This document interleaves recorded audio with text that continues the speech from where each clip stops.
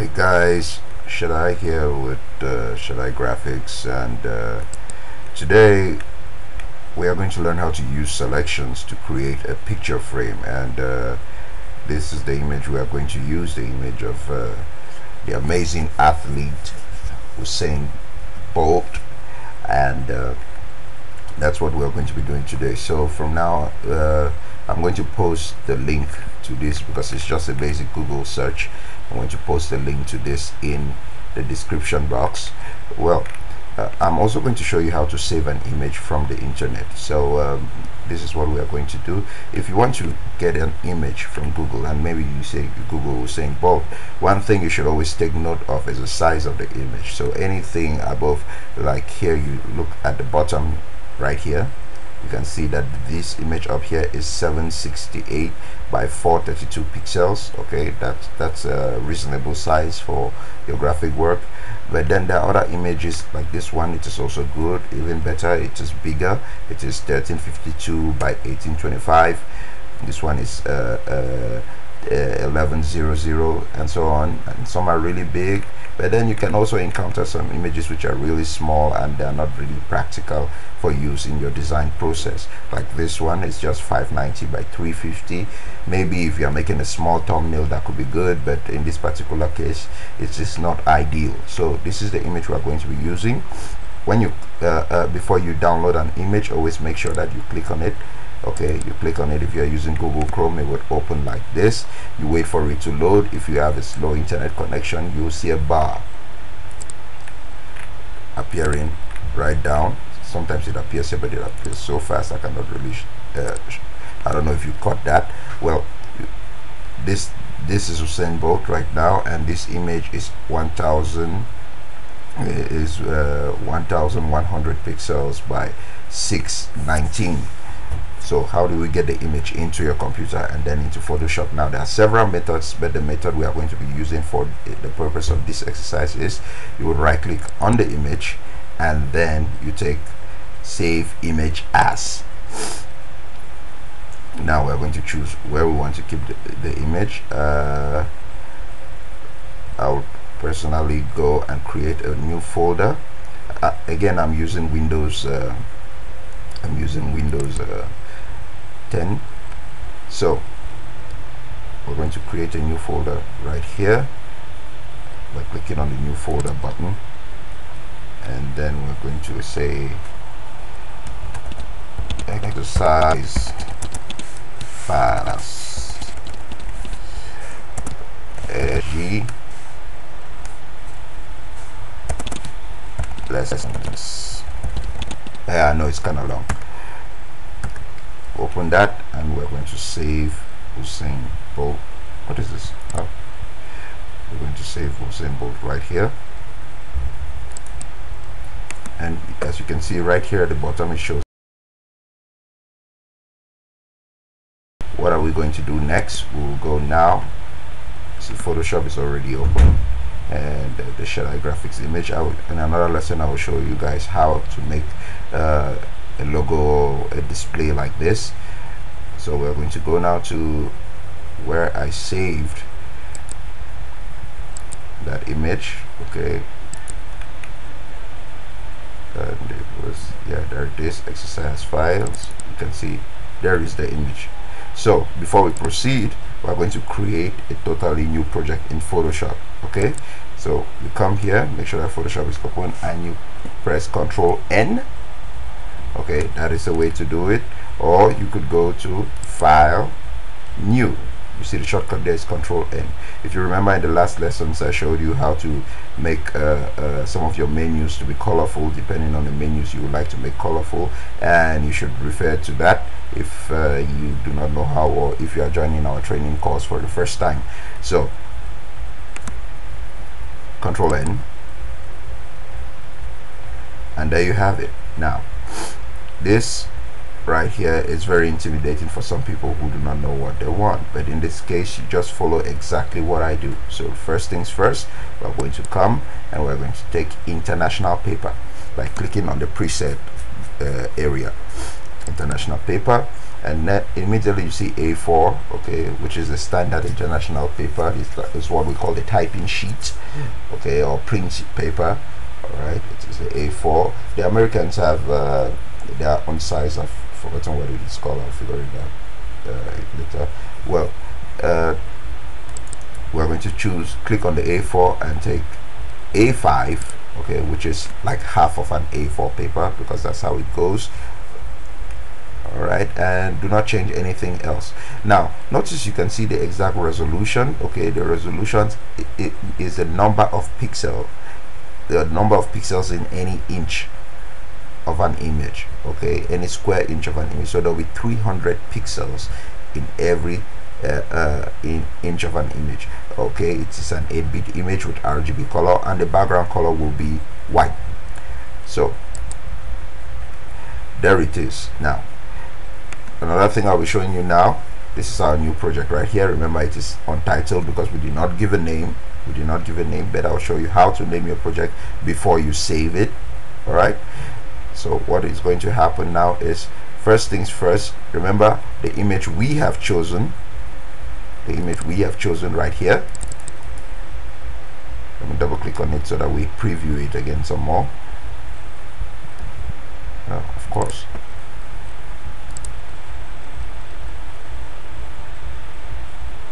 this is the image we have chosen. It's of a very athletic and sweaty Usain Bolt, and it was taken in the Beijing Olympics.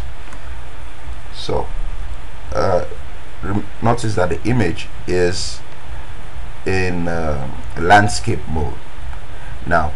So, but if you look at what we have opened right here, it's a portrait, and you're like, oh my god, I'm gonna die, it's not good enough, I don't know how to do it. No, don't panic. You simply come here, click on image right up here, okay, and you go to image rotation. See, I highlighted it on mine, okay, so that I could easily find it, and you simply take 90 degrees clockwise. You could rotate your image in any way, and there are so many methods to rotate your working area, but this is what we are going to do for now. And there you have it. It is rotated. Even remember, I told you about creating shortcuts. If it is something that you use very often, you could actually create a shortcut for it. I don't know if I have a shortcut for image rotation. No, I don't. Well, that's because I don't use it that often. But this is rotating your canvas. Actually, it's not really rotating your image. So we are going to bring in the image of Usain Bolt. And how do we do that? We simply come here, and there it is. You hold, you click and hold, and then you drag. And when you see the plus sign appear and a square bounding box appear right here to show that you're about to drop the image, you simply let go. But you could also hold down shift to make sure that it centralizes the image before letting go. So without letting go of your click, you hold down the shift key on your PC keyboard, and then you let go of the click first before letting go of the shift key. It's in that order. There it is, and you let go. So the image appears perfectly centralized. So there it is. Now it appears that way. You can decide to increase or reduce the size of the image, okay, by pulling it in or out from these areas. So to do that, to resize your image perfectly as you have just put it into Adobe Photoshop CS6, you need to hold down the shift key and the alt key so that it resizes perfectly. If you do not do that, what could easily happen, okay, if you come to one end of your image, what could easily happen is you start resizing and this happens, and you start wondering, oh my god, what's going on? Don't panic, okay. All you need to do is hold down the shift key and the alt key, then it will resize equally from all sides, just like this. Now, and there you have it. If you let go, first of all, anytime you are letting go after holding down certain command buttons. You have to let go of your click first. You let go of the click and then you let go of your command buttons. That's how it is. Now if this is where you want the image to be, you press enter, and there it is. It is right there. Your picture has been framed. Now this is one way to do it. Another way to do it, notice, also notice that it is on a different layer. Layers are these things, and think of layers like a stack of books now, or a stack of papers. The paper that is on top of the stack is what is seen. Now if you punch a hole into the paper which is on top of the stack, you can see the papers which are under. You can see the paper that is directly under it, and if you punch another hole into that paper, you can see the one that's under it, and so on and so forth. So we are going to be working a lot with layers because it's impossible to do any complex Photoshop project without knowing how layers work. Now I'm not going to take the time to teach you how layers work. I'm going to teach you practically how to use them, so that you would in the process learn how they work. Because if I had to take time to teach you how to use each and every one of these tools, the lesson will be pretty boring. Most people come to Photoshop because they want to learn how to do something specific.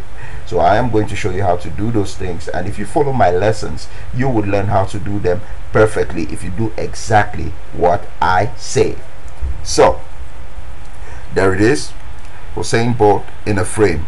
Now perhaps this is what you want, perhaps it isn't.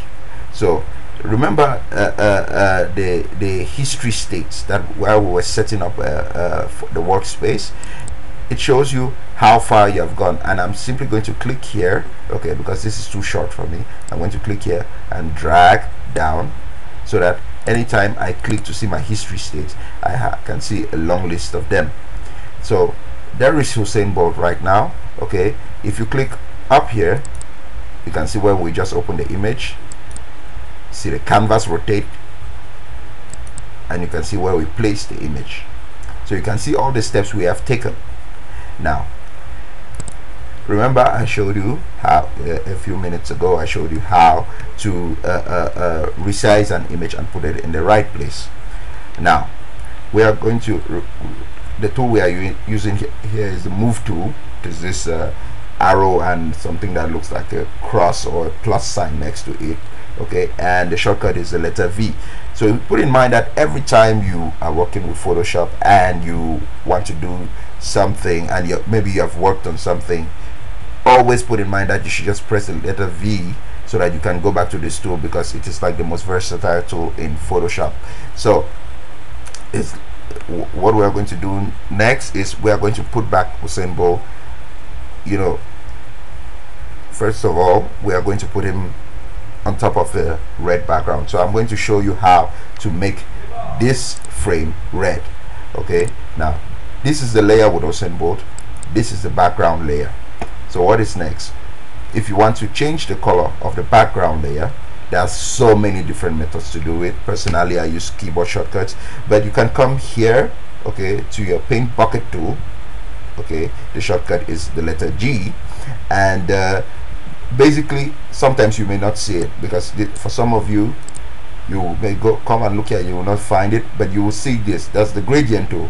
Never mind, all of these tools that you see arrows on them, if you click and hold, it will show you the underlying tools. So you click and hold, and there you have your paint bucket tool, or you simply press the letter G, meaning as it is like this. If you press the letter G as I'm doing right now,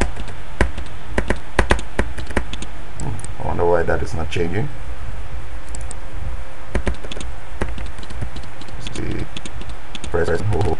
Oh, okay, apparently if if the tool is up and you press the one which is above, if you press the letter, it will give you the one that's directly above. So you must come and click. I'm sorry about this, I don't really know how that works, because I basically use shortcuts like all the time, even to fill my images, and I'll show you how to do that, and you'll find that it's a lot more practical. So what do we do now? We are going to come here and click on the foreground color. Okay, you see set foreground color. and this one under here is background color. So set background color. It doesn't really matter which one you set right now, okay? It's about which one you want to use. So we are just going to use the foreground color right here. By clicking on it, we are going to come here to this is the color this is the color picking area, okay? It's a color picking menu, and you can see the color picker foreground color, and we are going to choose red.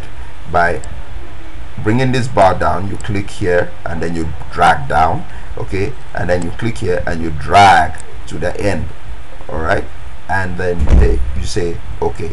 But before you say okay, right here, this is the code of the pure red, okay? It is FF and 4 zeros right here, and you can see the subcodes and everything, how much of any other color is in there. So somebody can send you this color code as a graphic designer, and you will be able to put it in and know that this is the red that the person wants. So you say okay, and now with our paint bucket tool chosen, we come here. Make sure that you are not on the Usain Bolt layer, you are on the background layer, okay, and then you click. There it is, Usain Bolt on a red background. So you could do this with any other color, okay, but what we are going to do next is I'm going to choose a color right here, okay, and oh, let me choose a color in a different way, because some of you may be using a different good, some of you may be using this, all right, you may be using this and you may have it up here, all right. This, you can be using this color picker right here. So it's the same principle really. You just come and click here, and let's choose this Jamaican, so let's choose the green. You can see the exact color code of the green right here, which I'm choosing. Take okay, and then what do we do next? We simply, I'll collapse this menu because this is my workspace. I'll collapse this menu, okay, and instead of using this to click and fill it, okay, which some of you may prefer to do, I am going to use the shortcut Alt Backspace. I believe it is the same on the Mac. Correct me in the comments if I'm wrong. And there it is. I'll hit Alt Backspace, and there it changes. Now if I wanted, that was the shortcut for filling any rasterized image, okay, with the foreground color. If I wanted to fill it with the background color, which in this case is set to white, I am going to hold down Control and then I hit the backspace key, and there you have it. It is white. So that is how you bring in an image into Photoshop, and also how you can skew it down and change the background. Well, in our following lessons, we are going to keep working on this, on making picture frames, and I'm going to be choosing a bunch of athletes or musicians, and we are going to learn how to make selections by doing practical things like picture frames and pictures in picture, and we are going to learn how to use some of the most popular tools in Photoshop by creating some of these picture frames. Now if you have done it like this, and if you have followed me up to this level or to any level which you please, and you want to save your image because you really like it, this is how you save in Photoshop. You take File and you take Save As, or you simply hit Ctrl S, which is the first time. If it is the first time you are actually saving, it will still do exactly the same thing. So let's go ahead and click on Ctrl S. Notice it brings you up to this menu, and you can see the format you'll be saving in is Photoshop PSD, but you can choose from a large variety of formats, and that is how I will show you how to save in JPEG. So one other thing I need to tell you, as a designer, always keep your files in order. For example, this is my workshop folder right here. If you go into my hard drive, you see there's a workshop folder, and then you can see After Effects, Adobe Premiere, Gallery is where I dump all of my raw photos. You see it's about 21 gigabytes of that, and then there's the JPEG folder, and then there's the PSD folder, and then there's the Word folder for all my text documents, which are very, very important in the graphic design process. So I'm going to take in the PSD right here, and we are going to create a folder, okay, name SG